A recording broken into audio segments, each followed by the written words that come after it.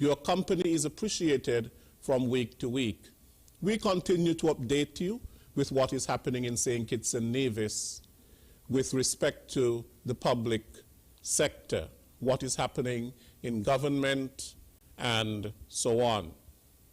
Today, we are going to be having a discussion on the protection of our children during the COVID-19 pandemic. And I have in studio with me the Acting Director of the Department of Probation and Child Protection Services, who will share with us what the department is doing to protect children and what are some of the problems that the department faces with this protection of children. Mr. Gerald Connor is the Acting Director of Probation and Child Protection Services. Mr. Connor, welcome. Thank you for having me, Mr. Williams. Right. Children are not the face of this pandemic, but they risk being among its biggest victims. While they have thankfully been largely spared from the direct health effects of COVID-19, at least to date, the crisis is having a profound effect on their well-being. All children of all ages and in all countries are being affected, in particular by the socio-economic impacts, and in some cases, by mitigation measures that may inadvertently do more harm than good. This is a universal crisis, and for some children, the impact will be lifelong. Moreover, the harmful effects of this pandemic will not be distributed equally. They are expected to be most damaging for children in the poorest countries and in the poorest neighborhoods, and for those in already disadvantaged or vulnerable situations. We have to protect our children, especially during this pandemic. Here in St. Kitts and Nevis, of course, like everywhere in the world, children are vulnerable. And in the case of the COVID-19 virus, because here in the Federation, children cannot be vaccinated. Under 18 cannot be vaccinated. They are unprotected. They are vulnerable to the COVID-19 virus. Therefore, our society will be judged. The moral fabric of our society will be judged on how we have protected, that is, us adults, have protected the most vulnerable, the unprotected among us, which is our children.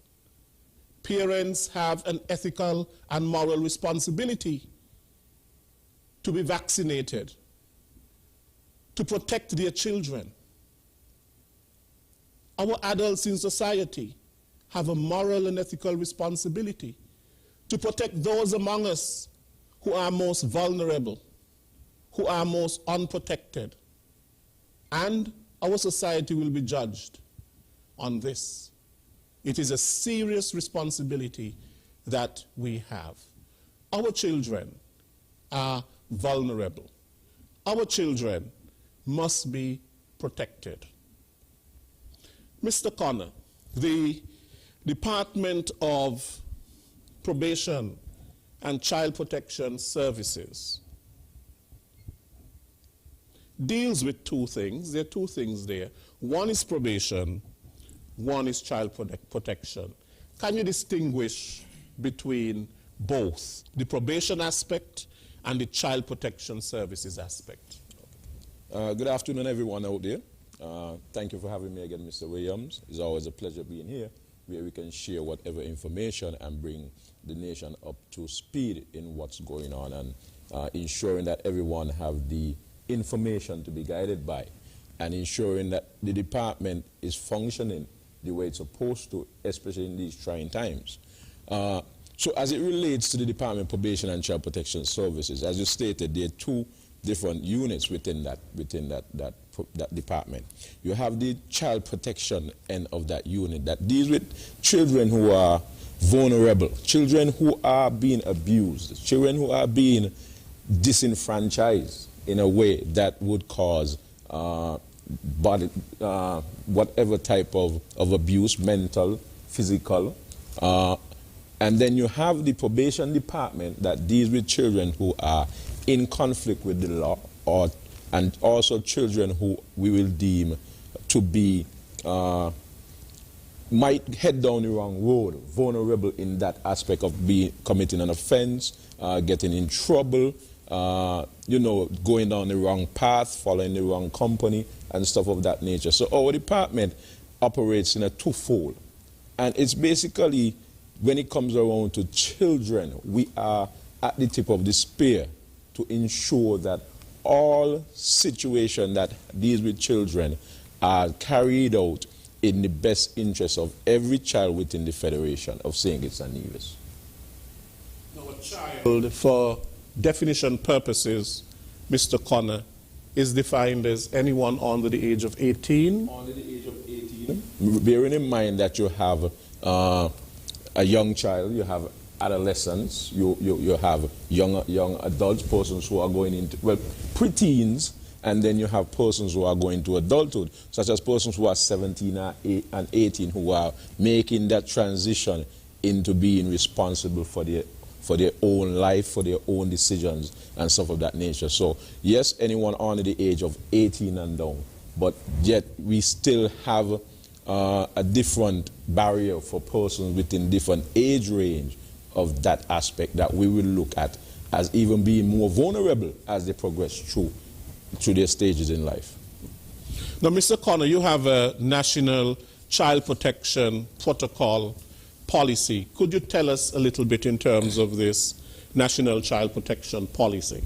It is very important that we have a national child protection protocol policy. Very, very important.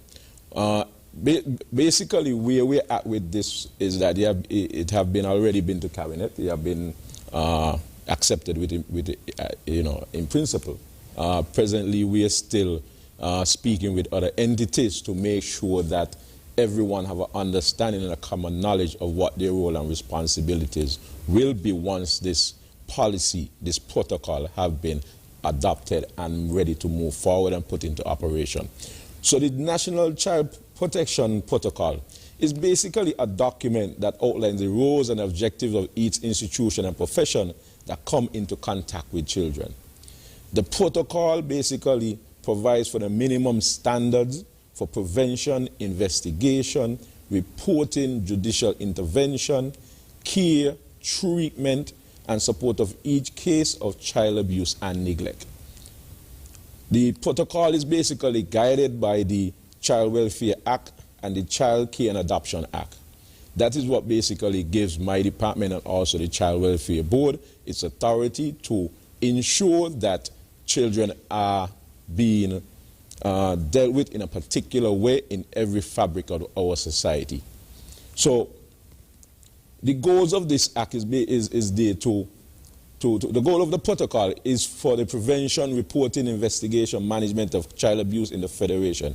It is also designed to do all that is necessary and reasonable to protect children against harm and to prevent child abuse and neglect.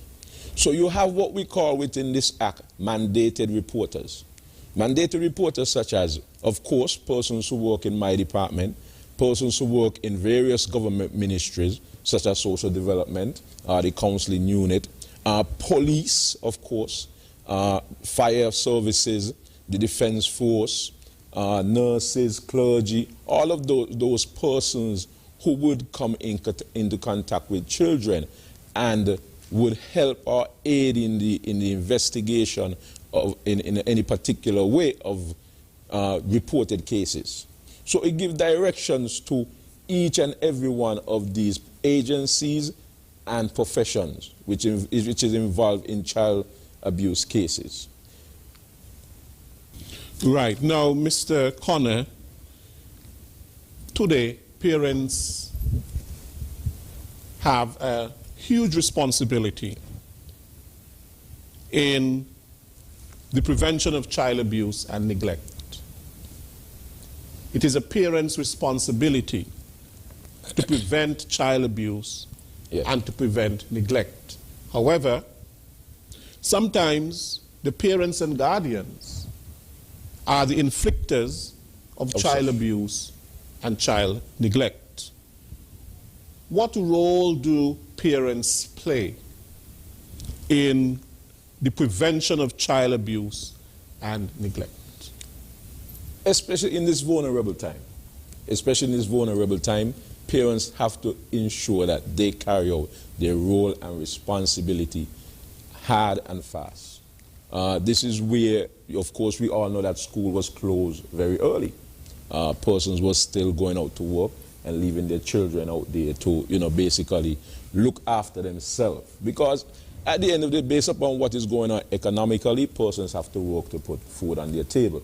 Now, parents need to be mindful that they still bear responsibility to ensure that their children are protected.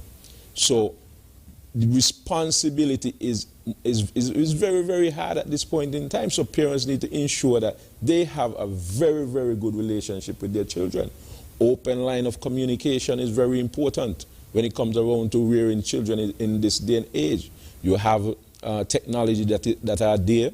You have different methods that you can use. Of course, we look at giving cell phones to children and, stuff of that nature. But we must also understand that when it comes around to electronic gadgets, we must be mindful of how children use those electronic gadgets and who they interact with on these electronic gadgets. Do they have a Facebook page? We must be mindful of that. We must be mindful of also Instagram, Snapchat, things that they would be basically lured to, as we would say, to kill time, pass time when they're at home. Also ensuring that their educational aspect is being looked at, because you have online schooling at this point in time. So making sure that your child is attending classes online is very, very important. And that is why it's so important to have those safety nets, those persons around that would ensure that your child is not going down the wrong road. But we also must be mindful of persons who we allow to be around our children. Persons have a motive, ulterior motives, so you have to ensure that that line of communication, that comfort level is there with your child. You must always ensure that you know where your child is going, who they're associating with. Do not wait until it's too late to even report. If you see something suspicious or you suspect something suspicious. And that is why it's important to have open dialogue with your children. Know your child. Know your child. I would understand that, when persons leave to go to work at early hours in the morning, return late in the evening, and you're tired. But at the end of the day, it's your responsibility to ensure that whatever measures that you put in place, those measures will work within the best interest of your household and the best interest of your child in the long run of it. Mr. Connor, you mentioned the online learning, you mentioned education, and that brings out what has happened during this pandemic, that the learning crisis has increased because, of course, of school closures. The United Nations said that 188 countries have imposed countrywide school closures, affecting more than 1.5 billion children and youth. The potential losses that may accrue in learning for today's young generation and for the development of their human capital are hard to fathom. And children, one of the ways that they have been affected is the disruption in their education. Not only that, going online, children like to be out and about. They like to meet with their friends. They like to play. That social component is extremely important to their development. And yet that has been disrupted in many ways. And on top of that, the online learning. Parents have additional responsibilities. And parents might be challenged in several ways. They are not very competent with the technology and all of that to help their children at home with the online learning. Mind you, a number of children are very adept with the technology, and surprisingly, all the things that they can do with the technology. But nonetheless, it is not the same. And children have to be supported during this time, away from the physical schooling. And sometimes parents are just not up to the challenge of offering that support. They sometimes have been mentally challenged. Maybe they have lost their jobs. They have been economically challenged. And so sometimes that can bring more frustration than anything else, and that frustration can be taken out on the child. What do you say? And that is what we have to be mindful of, because the socialization aspect of children are very, very important. So socializing within the school, within different youth groups, different programs that children would normally attend, is going to definitely cause a big developmental gap within children going forward. And we need to be mindful that it's going to pose some challenges.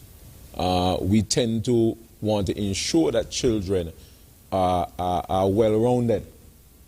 Children are well-rounded. They're exposed to various things that would help to develop them mentally, cognitively, all of that. And we have to make sure that we continue to engage them on various platforms to ensure that those skills that are very important are not lost.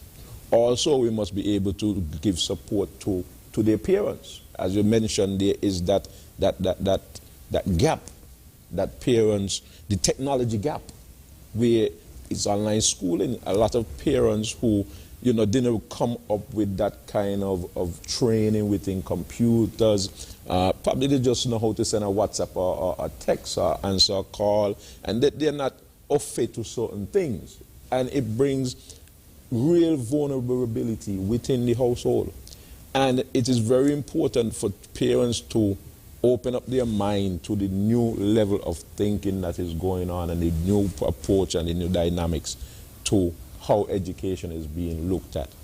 As I did mention earlier, when it comes around to homeschooling, it is very important. We have seen many things over the world where you have children who are taking the mannequins and putting them in the seat, in their chair to sit down with a wig on and a mask on, and teachers are like, well, you really showed up to class. And these are things that we must be mindful of, that children are going to, this is something new to them. They want to go outside to play, they want to go outside to interact, but bear in mind we still have this 6 feet social distancing, and then you have now this new wave and new community outbreak that is going on, and the children wanting to have that kind of experience, wanting to keep that kind of personal relationship with their friends and their neighbors, might get exposed to that. So communicating with them is very important, and letting them understand that, hey, you cannot do the things that you're accustomed to.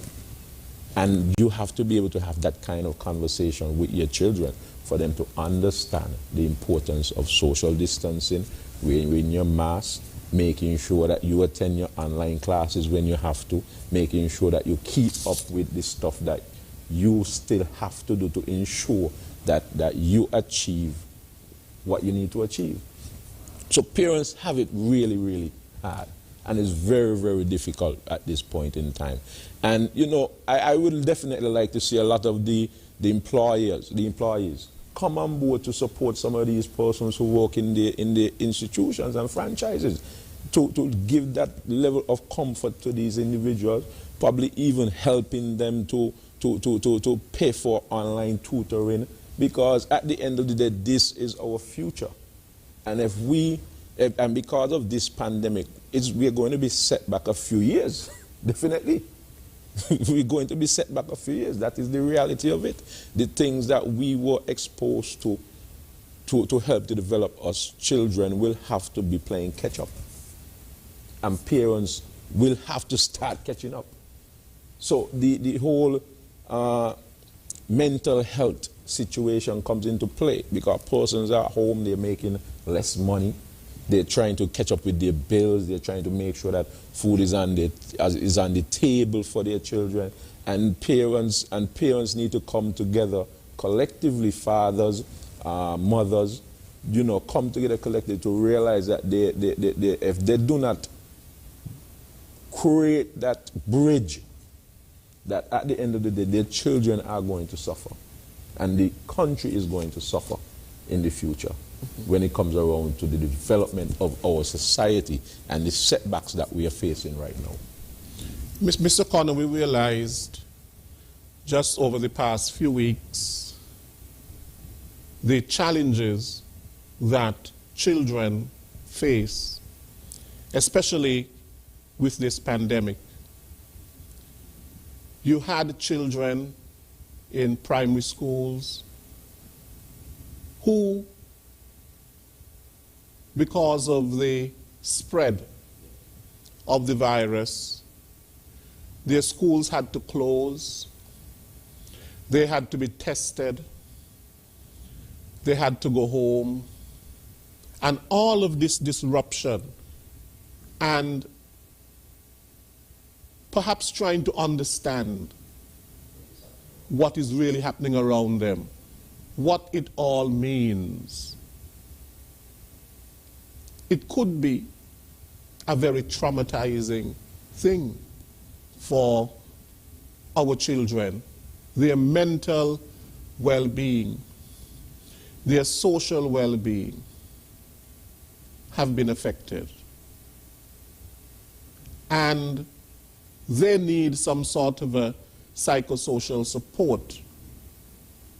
And in many times, their problems are manifested in they're probably depressed and other things, and parents are not always equipped to deal with such cases. Now, your department, of course, has to do with child protection services and so on. You know, what type of service do you offer at the department? Or can it be reported that this child needs this service, support services for children, especially at this time? And additionally, we speak about the disruption in education, but the lockdowns and the shelter-in-place measures come with heightened risk of children witnessing or suffering violence and abuse, especially if they're already in homes that are violence-infested, abuse-infested. And additionally, going online on these online platforms, children are at an increased risk of being exposed to inappropriate material and perhaps even predators. What will you say to that? We work closely with a number of different government agencies, namely the counseling unit. We work closely with the National Drug Council. We also work closely with the Ministry of Education, who have guidance counselors within the school systems. And we do that to ensure that children have wraparound services. Not just the children, but their families needing that wraparound service, to ensure that all facets of their lives are being looked at, to ensure that they understand the situation that is happening. And I will encourage the different government entities to also start doing work within the educational system to ensure that children are understanding what is going on. I know that some schools are doing online classes, and even to have the guidance counselor to have a session with the entire school or with the teachers who are even experiencing these traumatic situations, because they themselves are trying to figure out how they're going to be shifting from being in the classroom to becoming virtual. Mm-hmm. So, you know, the education department, you know, have that put in place, built into the whole online training platform that would have guidance counselors, the counselors from counseling unit, persons from the Family Matters program, to do sessions online with various schools to engage these teachers and engage these parents in that regard, and you know, having open dialogue and open discussion to prepare them to be able to take on those challenges. Because when we do start getting back to the norm, as we all hoping to get back to the norm, you now have to re-engage these children within the classroom setting, and they're going to come with certain behavior that are going to be changing the dynamics of the classroom. Because this is really going to change the dynamics of how we do things. So, violence and abuse within the home also. And that is something that we cannot hide within our society, that children are exposed to these things. Within the Child Care and Adoption Act, and I would even say this, that there are laws that are out there that protects children from these things. Which states basically that if a child is exposed to domestic abuse, the child can report and the department intervene, the police can intervene, because once you expose a child to this type of behavior and lifestyle, it damages the child emotionally and mentally. So, and that is why it's important to have mandated reporters, people understanding that when you see these things happening, your job is to actually report these things. A child might be going through a traumatic experience because daddy and mommy are basically stuck in the household, or their mother have their boyfriend living there and they're having an abusive relationship and stuff of that nature. And children are feeling vulnerable, like they do not have anyone to speak to, or I don't want to go and tell my mother and she boyfriend, or my mother and my father, because I don't want to break up my household. So this is why it's important for children to understand what is abuse also. And we need to start teaching our children these things at a very, very early age, that they would be able to recognize when something is not right, and knowing who are the appropriate persons to go and speak to, and put it out there that they can bring help that is needed as much as possible to their home and to their life, to bring stability. And I'm not going to speak for gender affairs, but this is something we actually had in an online forum the other day with Legal Aid and SVU and Gender Affairs, where we looked at the various issues that have been coming out from the first lockdown that we had. We need to look at what transpired to learn from that, so we would understand how to go about dealing with these things, just in case we will go back to that point again. Making sure that the systems are in place, persons are be able to access the services that are needed during those period in time, and ensuring that families are properly equipped to make it through those periods, Right now, of course, we know that some persons are out of work, persons are at home, and these are things that are going to manifest themselves, and persons need to understand how to deal with it. So we have open line of communication with our partners within different agencies.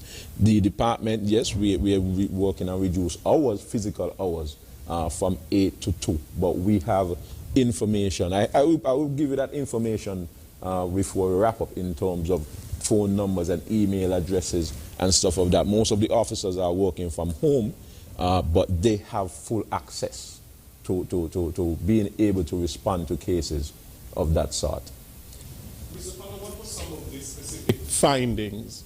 You said that you had some sort of a coming together, gender affairs, yes, and other related, your department and other, yes, related organizations and so on. And coming out of last year, yes, when the pandemic really, yes, hit us here, and you know, what have been some of the findings in terms of what has taken place in terms of people's mental health, social health, economic health, and the impacts of these on people, how people have been traumatized, how people have been scarred, yes, and so on. Now, of course, the director of the Department of Gender Affairs who was here, one of the things that came out is that they said that domestic violence had spiked. Yes. During the lockdowns and during the stay in place orders and all of that sort of a thing. But that is one thing, that the domestic violence spiked. But at the very same time, when you have children in those households, yes, in the mix, as you put it, and witnessing all of that, what is the toll on the child? We find a lot of issues that played out from the first lockdown was lack of co-parenting. We have a society that does not understand, parents that does not understand how to co-parent. And that is one of the biggest challenges that we're facing. Also, playing out of that was the whole economic situation where daddy lost his job. He can no longer afford to do this and do that. He can no longer afford to help to pay the rent because he probably work in construction. He probably work in one of those vulnerable areas that took one of the hardest blow. And therefore, he can no longer sustain the family. So you find that in order to continue that whole family process, that household process, persons having to find other means of getting support to facilitate their household continuation. So you find that relationship got broken up. Persons were having to abandon their families for some reasons or the next. You had issues within co-parenting. You had persons where were just constant argument and constant fighting, and the children are caught in the middle. And some of these most vulnerable persons that were caught in the middle are children who are still living at home, are of 16 years of age, experiencing, they no longer, they cannot, mommy and daddy cannot help them anymore because the funds have dried out. And you find that predators, grooming began, yes, by older males. And even within the aspect of young males. Yes. Because they have to maintain themselves. So you find that these were some of the challenges. I'm going to say this, we had, I believe coming out of that, we had, I believe it was 2-3 cases where some young males were actually being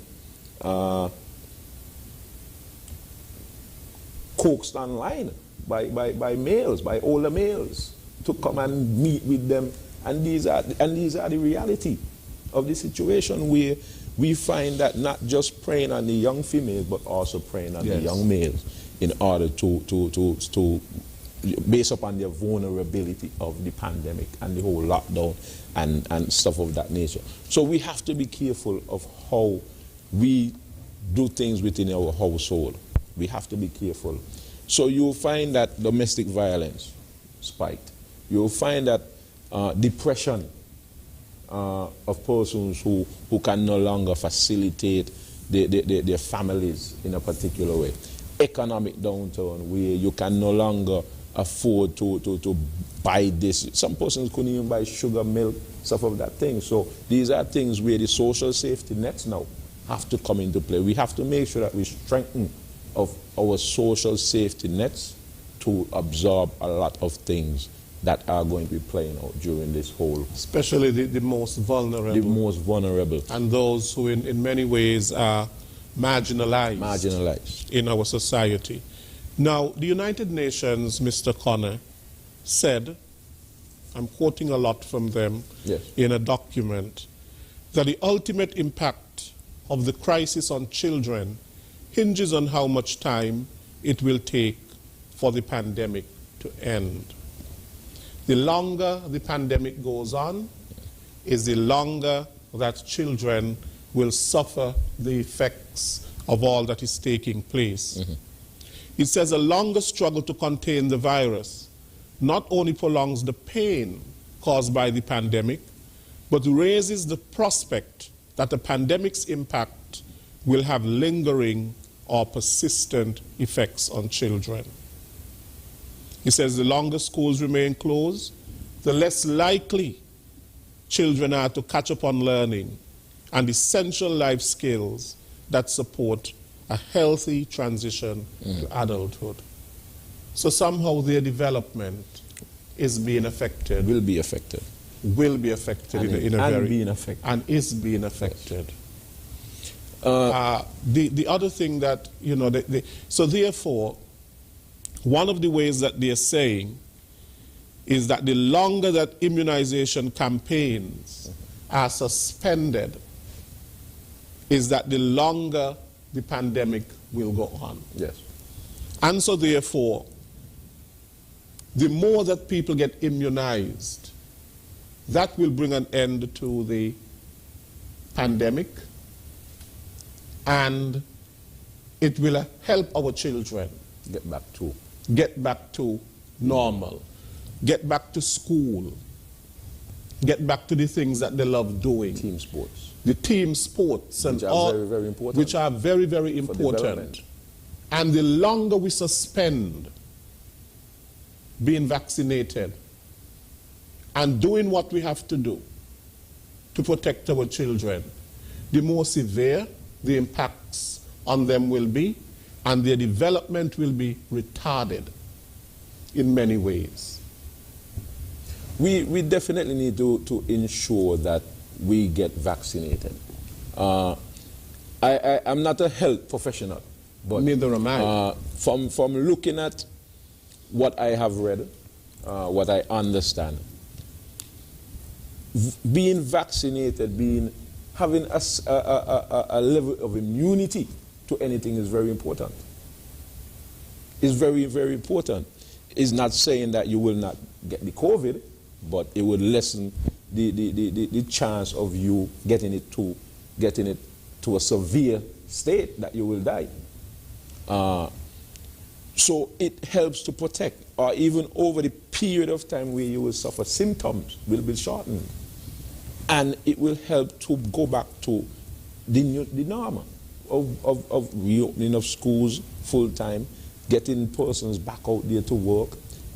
Also bearing in mind that we still have to keep to some of the COVID protocols of sanitizing, wearing your mask, making sure you try to distance yourself as much as possible in certain situations. And getting things back to that norm is very, very important, because at the end of the day, our children are the ones who are going to suffer. Fortunately, we haven't had any deaths. And you know, I am so grateful for that, because at the end of it, you do not want children to become fatherless, and motherless. You don't want children to experience the loss of a loved one. So if getting vaccinated is going to lessen that risk, that is what we need to look at and get moving on. I'm going to say this, I'm fully vaccinated. I'm fully vaccinated. One of the things that hit me was when my son and his mother ended up in isolation because his sister attended one of the schools. And having to go and deliver stuff to him and having to stay outside for her to come and collect it and not even able to look at him and say, hey, what's going on? It affected me. And I'm saying to myself, hey, what if? And these are things that we need to be mindful of. This separation of families, because you have to go into isolation, plays a vital, it is going to traumatize children. Having to see their parents go into isolation. I heard of cases where persons had to actually just look through a glass and watch their loved ones die because they could not have that personal interaction with them. So we need to, and it's a decision that you have to make. But you have to know, you have to understand on what premise you're going to make that decision of being vaccinated or not being vaccinated. And it's up to us as adults to do the right thing that would ensure that getting back to the normal state of affairs to ensure that our children fully develop. Because we like to say, oh, I did this when I was young, I did that when I was young. But look at the children them today. So we need to ensure that we continue to move in a progressive manner. So if vaccinated is the way to ensure that it lessens the chances of death or severe medical issue, I am saying that persons need to ensure that that is what they need to do. Yes. Now the vaccine that we have cannot be administered to children under 18. Yeah. And that is because the trials were not done on persons under 18 years old. Ordinarily, children have taken vaccines and have taken many vaccines and at early age and have been protected. In this case, in this country, where we are using the Oxford AstraZeneca vaccine, children cannot be vaccinated. So let's face it, they cannot be vaccinated, and so therefore it would take the vaccinated to protect these children who are... To create that bridge. To create that bridge. To create those children, to protect and to safeguard those children who cannot be vaccinated. And so therefore, in a certain sense, we adults are the vaccine for these children. What do I mean by that? We are the ones that will protect them from getting sick. We are the vaccine for our children. The adults, all the 18-year-olds and over, are the vaccine for our children. And we have to understand that. If we love our children, then we have to understand that. If we care about our children, if we want to protect them, we have to understand that. And that is one of the issues, I think, that children are faced with today. I mean, there are several issues, we're discussing them here, but that is one of the issues. The other one, of course, is disruption in their school life, brought on by the pandemic, and all that they're going through. You mentioned the isolation. The isolation, and basically the toll that isolation takes on children. Being locked away is not a good feeling. Being locked away. Wanting to go out and to play with your friends and really can't play with your friends. You know, one of the things that has increased, I read, in certain countries with all these lockdowns and so on, sometimes you have teenage pregnancies. And that is something that definitely we need to look at. Especially if you lock down. a teenage girl locked down in a house. Of course, she lives in a house where the man is not her father. Yes. He's a stepfather and all that sort of a thing. And at the end of the day, that is why we say that the parents are the persons who bear all of the responsibility when it comes around to the protection of children from that end. That you must be able to instill in your children, have open conversation with them, have dialogue with them, especially the coming into their preteens and going into adulthood.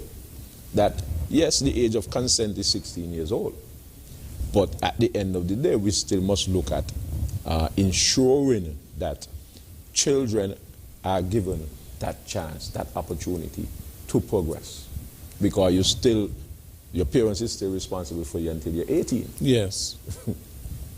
Still responsible for you until you're 18. And some of the cases that we have been dealing with over the past couple months, so far we have had, to be correct, I believe it was, give me 1 second here. For the year so far, we have had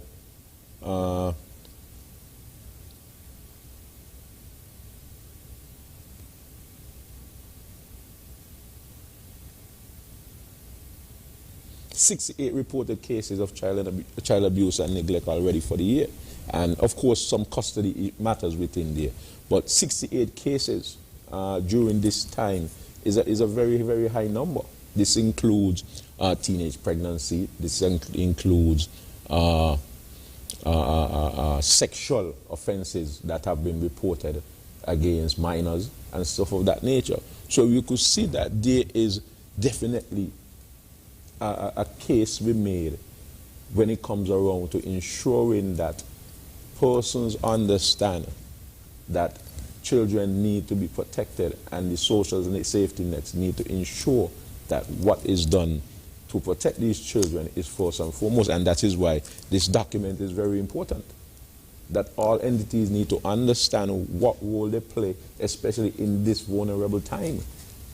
What is and even in regards to reporting, for you as a mandated reporter who knows of such and failing to report, you can get up to 12 months in prison once that can be proven that you failed to report such.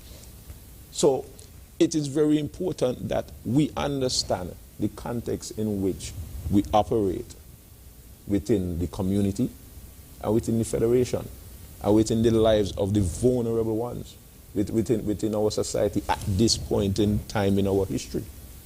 So we all have a part to play in this whole thing. And parents need to understand that, yes, you have trying time, but you cannot neglect your parental responsibility. Mr. Connor, what services or support does the department offer for parents and guardians who are mentally challenged and economically challenged? Because if parents are challenged in these ways and parents have issues in terms of their mental health and economics and so on, that in some ways has an adverse or can have an adverse impact upon the children. Yes. Because many, let's face it, many parents didn't go to any sort of a parenting school. None of us was born with a manual. A manual. A number of them do not have the skills, because sometimes parents very young do not know how to go about parenting and so on, and they make a number of mistakes. Yes. And so on, and they may need some sort of help. Yes. Okay. Whenever we get a case that is reported, we look at the entirety of what have been reported. We ascertain whether or not the report is true or false. And then we still go in depth to find out if the family is vulnerable in various areas, such as economic vulnerability, one of the parents have a mental issue, they're having various issues within the home setting. So then what we do is that we make referral to different entities. So we work closely with the counseling unit. We work closely with social assistants who have now moved down to the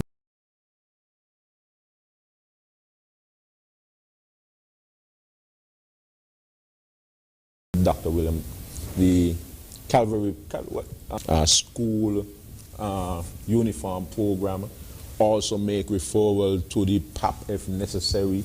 And we have also, we even do emergency placements if need to. If we realize that probably the parent need a break from within the home, need a break from the children within the home to just get rid of some of the stressors. So we can do emergency placements to alleviate some of those pressures that are being placed on parents. We also look at doing emergency food vouchers if we have to from our end. That would help to bring some sort of assistance right there and then to these families. So that is things that we have been doing. We also make referral to various entities. We have even made referral because sometimes we might visit a home and we realize, well, this family is living in a very a home that is just not conducive. Probably you have leakage in the roof, you have a window that need fixing, and we will make referral to public works for them to come in and help. We will make referral to NHC and stuff like that if we realize that this family is in need of proper housing. And these are things that we as a department have done in coordination with other government entities that are out there. So we look at the bigger picture of not just what have been reported, but what our investigation have also determined that would be causative factors to making this family dysfunctional and making the environment non-conducive with these children. Right. So there are specific protection for vulnerable children. Yes. And you have the child-centered services, yes, which you mentioned. But and of course, not to forget, school meal is very, very important. The nutrition. Yes, the nutrition, because what we find out is sometimes these children go to school and do not have anything to eat. So we work closely with the school meal program to ensure that through the school, these children named are placed on a list. And we need to move away from the stigma of this school meal program that children have, that this food is not good. We had some good school meal down when we was down at the NAOC during the lockdown. And trust me, it is very nutritious. Which is probably what they're told. That was exactly. So the stigma need to be taken off of those social safety nets, and people need to understand that these are things that have been put in place and you need to take full advantage of these situations. Because digging into your pocket every morning to give your child $10, $20 for school when you are already vulnerable. And what has, protecting the child during this pandemic, because this pandemic has brought about additional hardships. Mm-hmm. And so therefore parents may not be able to afford even to buy food the way that they used to buy food and to support their children economically. And so therefore the school meals is very important. Is even much more important because of what is being faced by the pandemic. Some parents may have lost their jobs. Yes. And they're not able to support their children economically. And that can be something very frustrating and even mentally challenging for the parents. Now, Mr. Connor, the children act out. And very often, when you see children acting out in particular ways, violently or joining gangs, become very sexually active at an extremely young age, promiscuous, soliciting favors from older men, Usually it's older men. And some of these things that you see, deviant behavior. How does the department deal with that? You have youth offenders. How do you deal with that? Because that seems to be an area now that requires, you know, special services in terms of how do you reconstruct that child? Yes. How do you rehabilitate that child? How do you help to make that child whole again? Because that child has been broken. You know, and because the child is broken, the child is not healed, the child is acting out in ways that are not healthy. I'm going to say this. Within the Caribbean, we find ourselves behind with a lot of these, dealing with a lot of these issues. We were not prepared in a particular way to see these issues at a very early stage and start dealing with it. Even when you look at the amount of professionals we have within this field, it's very, very limited. You will find persons going off to study to be doctors, lawyers, accountants, business administrators. But when it comes around to persons understanding that the need for social scientists within the region and within St. Kitts is very, very much needed. Psychotherapists, psychologists, psychiatrists, social workers. We are in need of them. Criminal justice persons, we are in dire need of them because our children are crying out. Our children are going through a serious situation, and we do not have the persons with the particular skill sets to really deal with a lot of these challenges that we're facing. So when it comes around to juvenile justice, there's the Child Justice Act, which basically speaks to diverting children away from the court system, having them being dealt with in a more therapeutic way, getting programs that would be able to socialize them differently to what they see on TV, what they're experiencing within the various community, having them realize that there's something different out there than what you see or what you live in your reality. And it's very important for us to have programs that are workable, programs that have longevity to it, clear objectives of meeting the demands of these vulnerable children who comes into these programs and cater to their needs and well-beings. Programs that are going to reprogram the minds of these individuals is very important. So you have the child justice system where, as I said, we look at diversion. So a child commits an offense. It's not every offense that a child commits, the child will be diverted away from the court system, because of course there is some offenses that are very, very serious that you cannot just divert. So for example, a situation where a child is following the wrong company.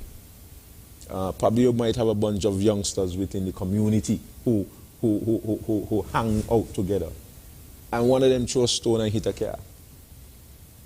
How do you deal with that? Do you drag that child to the whole criminal justice system? Do you drag them to the whole system? But if we could identify programs within those respective communities and persons within those respective communities who are willing to become mentors to these children, it's very important. Very, very important. We find that a lot of people have taken a backseat in dealing with a lot of things within various communities. Persons have said, I ain't dealing with that. I ain't getting paid for that. I ain't wasting my time on that. And that is something that we as a society need to move away from.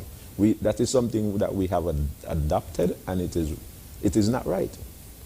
We have to remember that the motto of the country is country above self. And that speaks in volume. That at this point in time, going through this situation, going through this pandemic, is where country above self need to be presented more at the forefront. Yeah, Mr. Connor, going back again to the youth delinquency, Yes. Deviant behavior among our youth, them acting out in many ways, unhealthy ways. There's a breakdown in values. Yes. But a lot of it goes back to child rearing and how that child has been socialized. So again, it goes back to the home. Mm-hmm. And if a child is raised in a healthy environment or an unhealthy environment, and it goes right back to the theme of that of protecting our children. Yes.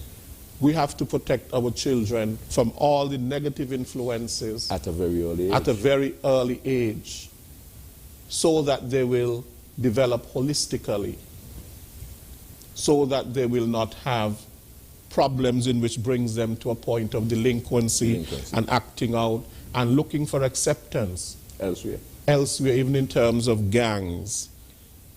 The problem today, if you will agree with me, is that sometimes parents do not have time to spend with their children.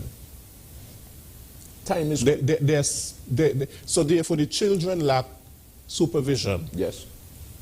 Because the parent might have 1 or 2 jobs, or the parent might be too busy out partying, because we have now a lot of young parents, and sometimes they are teenagers themselves, and they're still living their lives out partying, and it haven't dawned on them that, look, I have a child, and now I have a new responsibility. And so therefore, sometimes they're leaving them with grandmothers, sometimes they're leaving them with all kind of other people. Friends, family. Friends and all that sort of a thing, and then you end up with a problem. You can't tell me that you have a child in your house, living with you, and that child is becoming a monster in your house. And you do not know. And you do not know. And it happens. It happens. And that is something that we need to definitely look at in terms of how we rear our children.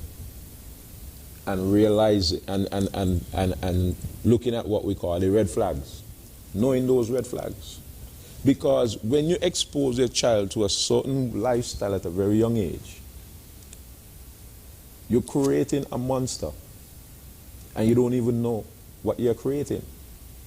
You, as you said, sometimes they leave them with a friend, and they go to work, or they probably go somewhere, and you don't know for what exactly that person is exposing your child to. I have been in situations where I'm walking by, and I'm seeing persons that are smoking right there, with children there, acting in a particular way with young children around, and these are things that we need to be mindful of, that children at a very young age see things and they absorb it. And they grow up with that thinking that it is the norm. There could be much debate when it comes around to the use of marijuana. But we need to understand one simple thing. The human brain, if it's not properly developed and exposed to certain things, will have altering effects. So the use of marijuana around children whose brain is not fully developed will have some effects. Use of alcohol, even before what you call fetal syndrome, alcohol fetal syndrome. These are things we have to be mindful of. That when you expose yourself to certain things, it affects your children. And also when it comes around to doing proper assessment and evaluation of your child is very, very important, because you're not too sure if your child have developmental issues. You see the child acting a particular way, you're not too sure what it is, and you think it is a norm. Plus also you got to bear in mind that having your child being around some individual, and we like to say, oh, he have his friends, or she have his friends. But you have to know who those friends are. Very, very important. You have to know who those friends are, who their parents are, who their uncles are, who their nieces are, who everybody are, because you need to know what environment your child is going into. And you find people that are pastors, and the children have become murderers because because of what the child have been exposed to. Yes. So we need to be mindful of what we expose the young people to the children at a very young age, and it's important that at a very young age you be mindful of the things that you bring around your children and the environment that you place your child in growing up. Yes. Mr. Connor, we are going to go to the phone lines and hear what people have to say. We'll continue our discussion, of course. Yes. The overseas number to call is 1718-577-2916. That is 1718-577-2916. And the local number is 465-2555. That is 465-2555. We welcome your calls. Right, Mr. Connor, one of the things that the internet is a good thing, and the internet is a bad thing. I suppose it all depends on the use of it. And there's a lack of supervision, especially with children using the internet. And everything is at their fingertips. And many of them are influenced by what they see on the internet.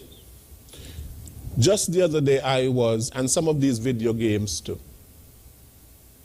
People may say maybe it's not so, but just the other day I was looking at the news, I think it was CBSN, and they spoke about these young teenagers, 13 and 14, going into somebody's house, stealing gun, and then mentioning this GTA. I think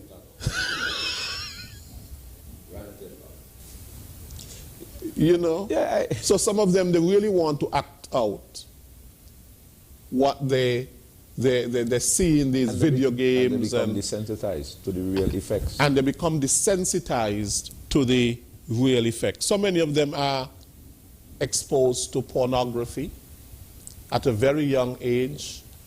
On the TVs and so on, I don't know if parents have parental guides or controls of what their children can watch and all of that sort of a thing. But today, almost every child has a cell phone, and I am sure there is no sort of, they have internet on it, there's no sort of restriction and so on. And they learn very early how to access inappropriate material and so on, because they're curious. Yeah. They want to experiment, and so they're exposed at a very young age. We live in an age of technology, and it's something that we have to live with. And it's good. Technology develops every second. There's something new that comes out every second. And parents and adults need to understand the online language of children. They need to understand the online language. You have SMS, smile. You have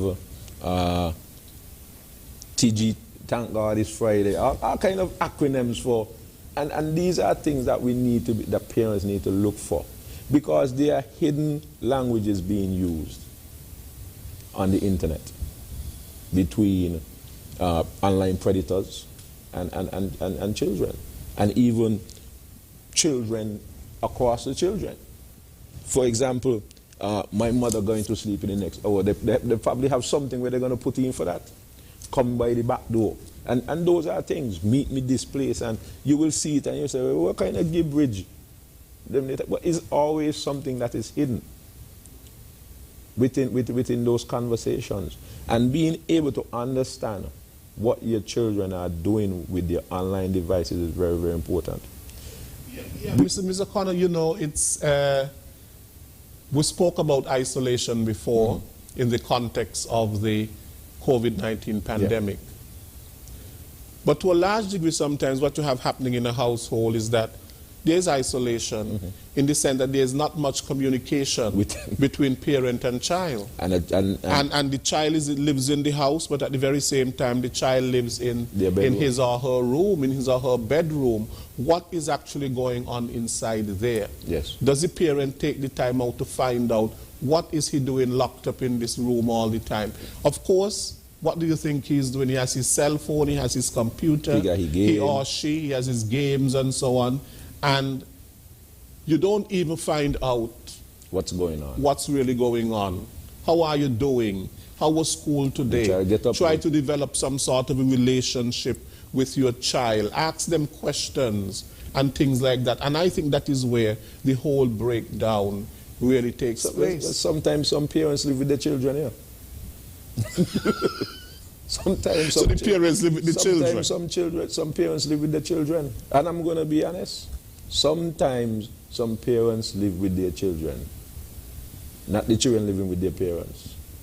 You have some households out there where the children controls everything. They go when they want, they come when they want, they do as they like. Mommy, I need this, I need that, and that's it. And that is the reality. And when you're going to be having your household being run like that, you have lost control.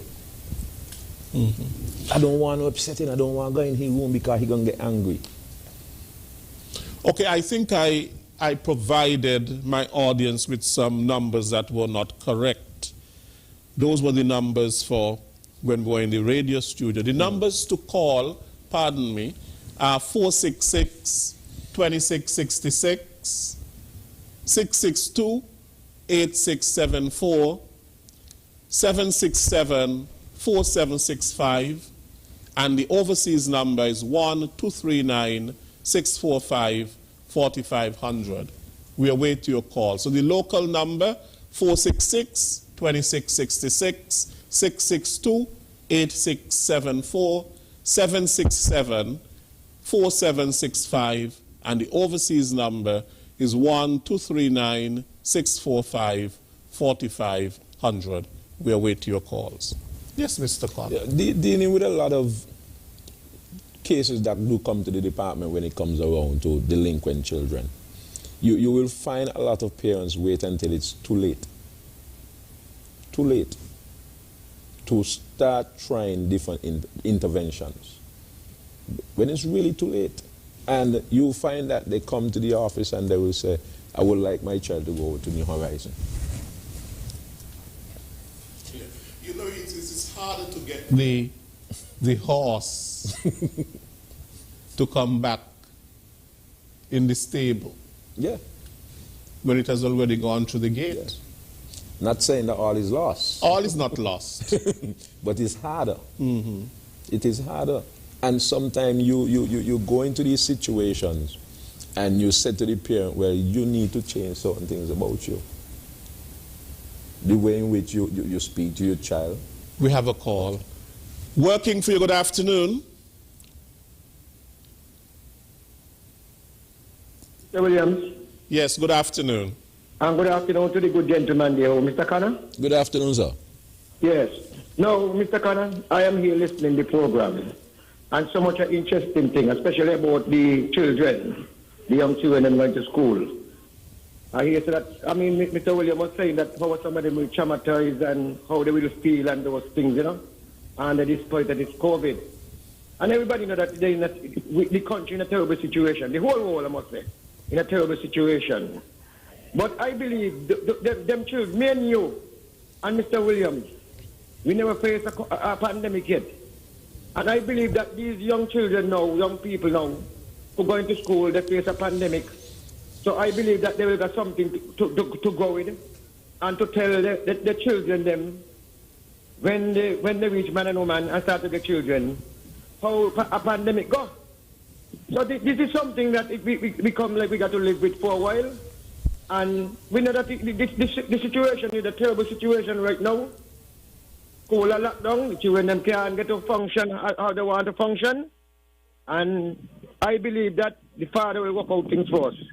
We got to put our Father God first, and then everything come after. So, let me be strong, just keep the faith, and people go by the protocol and do what we got to do. Because it's only so we're going to get out of this by go to the protocol and doing the right thing. And go out and take the vaccine. It's important. All right then, wonderful program as usual. God bless you all. Thank you so much. To say something in relation to children are being home for this long period of time. Once ago when we have a break from school, it's playtime. Yes. You're home, you're going to be home for summer, Easter, wherever, you're taking that time to go to the bear, you swim, you go look mangoes, you go this. But bear in mind now, there's a difference where time management of these children are very important. Because in their mind, they're seeing it as time off. Yes. They're seeing it as time off. But we need to, and their parents need to be able to sit down and have a conversation and say, look, it is time off in a sense, but it is not time off from learning. You're going to have your time to have your fun, but you also need to be able to manage your time. Yeah, we have another caller. Working for you, good afternoon. Hello? Yes. This is Major Joseph. I want to ask Connor something. Go ahead, sir. Connor, this is the Major. This is the Major. This is who? Connor, I want to ask you something. Listen to me now, eh? I heard you saying that it appears to me that the children is ruling the mother. Do you hear me? Yes, I'm hearing you. As for what I want to tell you, would you,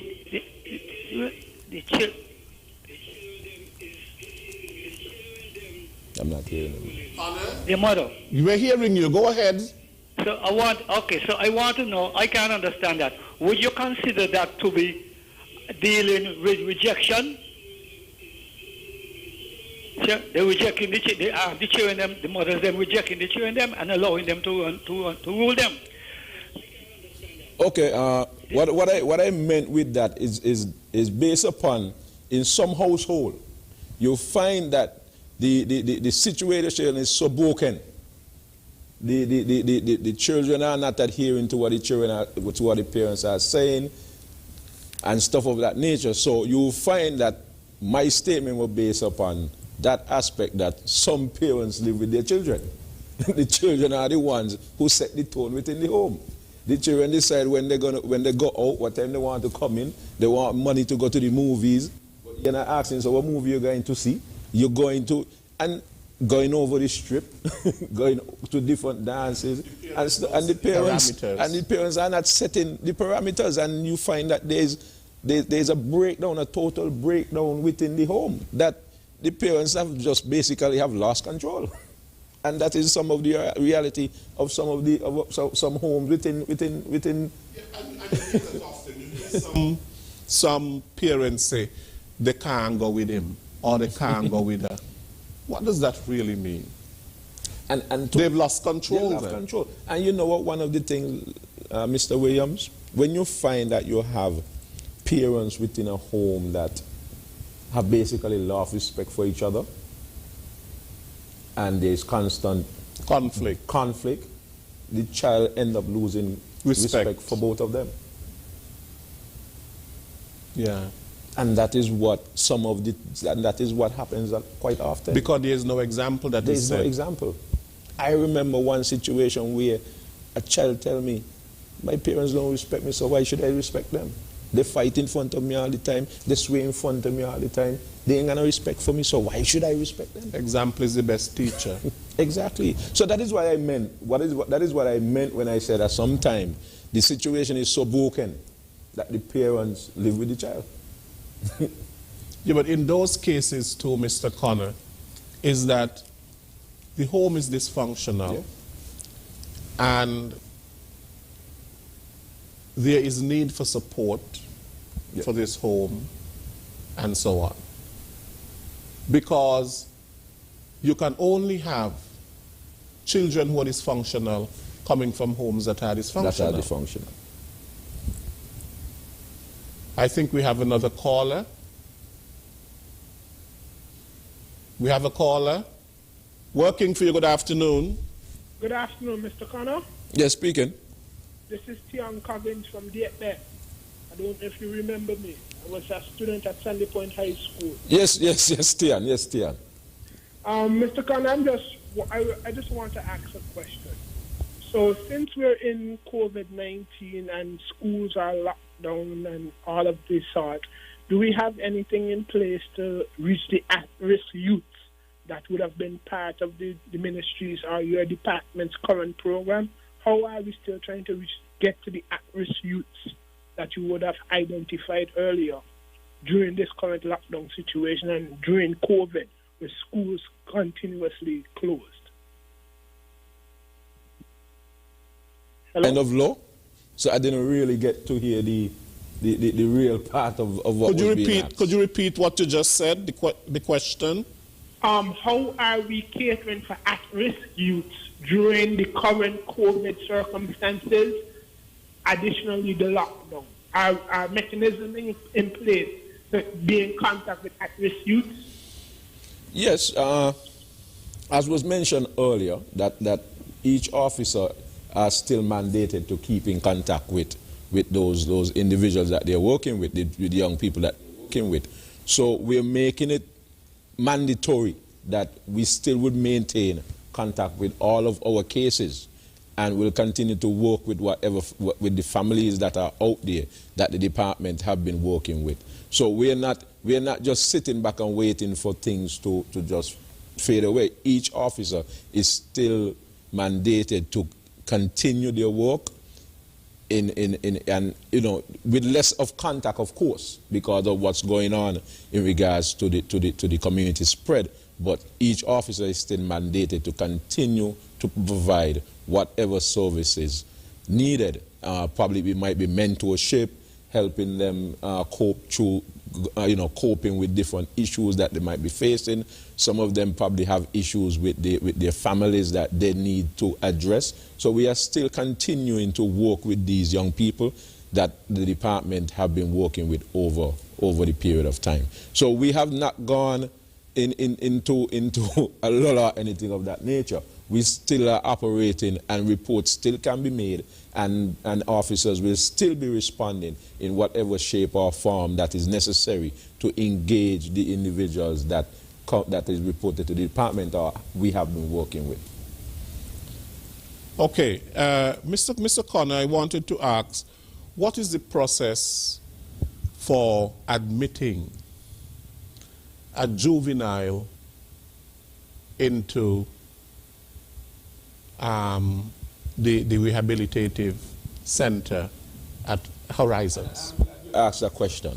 It's have been something that have been, misrepresented over a period of time. People need to remember that the center was created for juvenile offenders, persons who have committed an offense, who are serving a sentence, or persons who are on remand for a particular crime. So it's not a free-for-all where everybody goes to New Horizon once they are showing some form of delinquency, because there are systems in place to do interventions within the community, and that is why we look at diversion. So when it comes around to admittance to the center, and even if a parent come and ask for help from the department, there's certain things that we must prove to the court, because by court order that the department have done A, B, and C to ensure that whatever issues that are presented have been dealt with, or we have made attempts to do A, B, and C to counter the delinquent behavior of that child, or to fix whatever issues they have in the household. So going to New Horizon is a last resort. It is a last resort. So the department have officers that we work with, we will make referral to different agencies. We'll stick it there. We have a question. A caller. Working for you, good afternoon. Hello. Hello? Good afternoon. That's working for you? Yes, it is. Yeah, just get cut off here. Anyway, Mr. Leslie Williams, or whatever your name? Yes. Yes, and Mr. Connor. Mr. Connor. Yes. Yeah, Mr. Connor, I've been listening to you for quite a while, and you're very eloquent, and you bring out all the good facts. But sometimes these things are only on paper, you know, and in practice they're not there. But my thing is, though, I don't hear you all say, advise parents, especially delinquent ones, to tell the children that they love them. And let me talk from my personal experience. I got 3 daughters, all adults, and grown people. And every time I talk with them, after we finish, they'll tell me they love me, I tell them I love them. And that has been since they were babies. So, I don't know. Some people never ever tell their children they love them, neither father nor mother. But I find that work very well for me. And I believe people should copy that and do it. Tell the children they love them. And when you read your Bible, the Bible tells you the same thing. Okay? So you all need to emphasize, I don't know how religious or how Christian you all may be, but these are facets that are, in my mind, are very, very important for the bringing up of children. Because when you tell a child you love them from beginning, they never see him to run away from it. So, that's my little input for today, because I realize the time almost up to. Yes. Have a good afternoon. Thank you so much. That was a great input. And I will say to this, that we encourage at the department is to create families that are based upon certain keywords: love, empathy, respect for each, respect. Those are things that forgiveness, very, very important, compassion. And you will... Those values, you know, children must be taught those values at a very young age. At a very, very young age. Very, very young age. And that I've seen a lot of... Tolerance for others. I've seen a lot of... Even who are different. I've seen a lot of cases that and it still happens where you ask parents, when was the last time you tell your child you love them? And they be like, it's been a while. Eh? And I've seen families break down and start crying because it is so refreshing. Yes, Mr. Connor, but you know, I have seen, well, I don't know if it is just for St. Kitts, but it's more of a Caribbean thing, St. Kitts and Nevis. But we do not like to have displays of affection. And what? No, we don't. We will. You will probably know that somebody loves you, maybe because of what they do for you. Mm. But do they ever hear you say, "I love you"? Mm-hmm. Hearing it makes a big difference, because you know, of course, non-verbals can be misleading. Yes. You know. Yes. You never tell me you love me, but the parent might say, "But what do you think? I send you school, I give you lunch money, I buy you sneakers, I do all of this kind of a thing. What is that? What do you think I do it for? What do you think I'm doing it for? Ain't love I love you?" But the child needs to hear those words. Because sometimes, and that is the problem, we equate those things with love. Yeah. We equate those things with love. And so sometimes we think buying the child the Nike and buying the child all these name brand things and so on is really sending the message that you love the child. Making sure they're on a plane every... And it's so interesting, you know, that during this pandemic, nobody could travel really. Nobody can. So sending your child to New York or Florida for summer or wherever the case may be, that is basically out of the question. And those things they equate to love, but they don't say that I love you. So tell your child you love them. Men, tell your sons you love them. There's nothing wrong with it. Tell your daughters so too. Yep. And women need to tell, mothers need to tell their daughters they love them and their sons that they love them. Kiss them. But we are very uncomfortable with these things.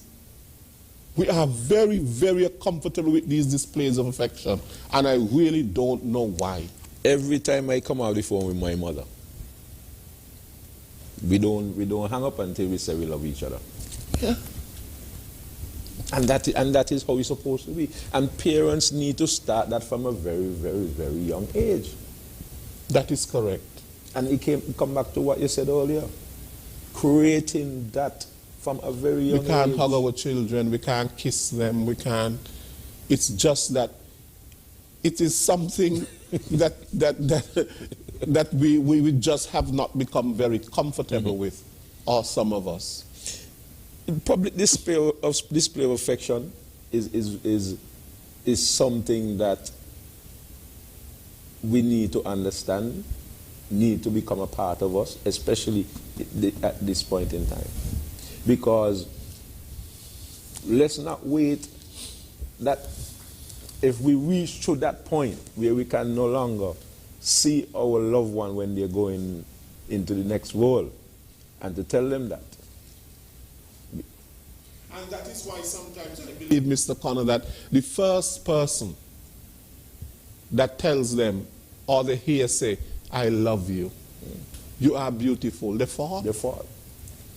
Because we view love as being a romantic thing and not being something of a display of affection by That is correct. our loved ones.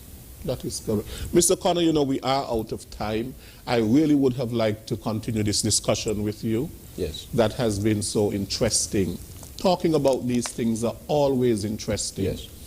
Because, you know, at the end of the day, we have to think in terms of development of our society. There can be no development without human development. Yes, very important. Because our people is our greatest treasure. Our people is our greatest treasure. And in this case and in this context in which we are speaking about our children, Yes. our children, they must be protected. Yes.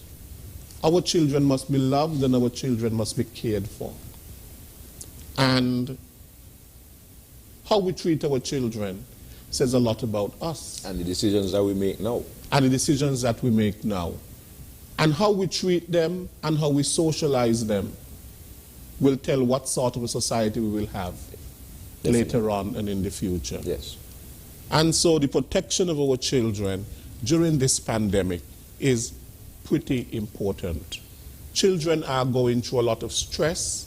They're going through a lot of anguish. There's a lot of disruption in their lives, in their education, in their social network. There's abuse taking place. There's violence happening in homes and so on that have been exacerbated, that have been heightened by the COVID-19 pandemic. And so we as adults, we are the vaccine for our children. Yes. To protect them.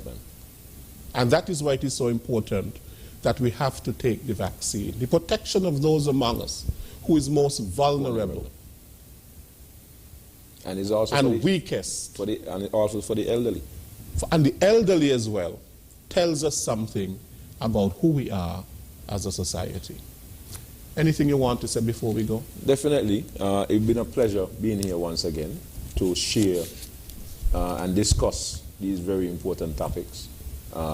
It is something that, you know, that the public definitely need to understand and have within the public domain open discussion about these things. And sharing of information is vital at this point in time. And ensuring that parents have the information that is needed to ensure that in this time frame, they are doing what they're supposed to do to protect their children. Mm-hmm. And as I said, you know, even though we're on short hours, we're still open. We're still there to ensure that we fully engage our clients. We're still there to ensure that intakes are being done, reports are being made.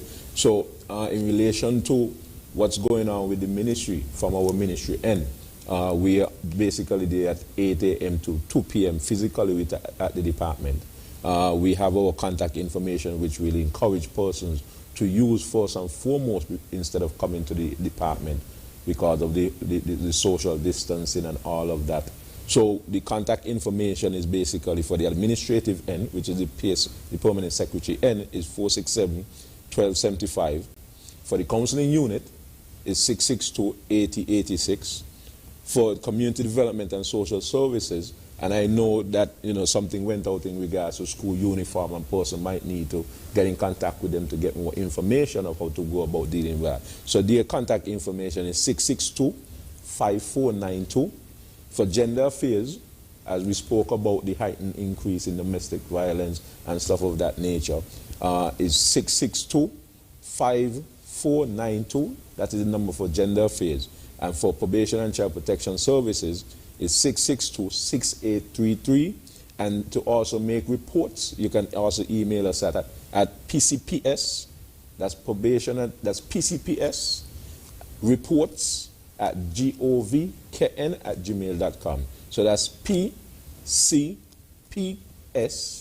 reports at govkn@gmail.com.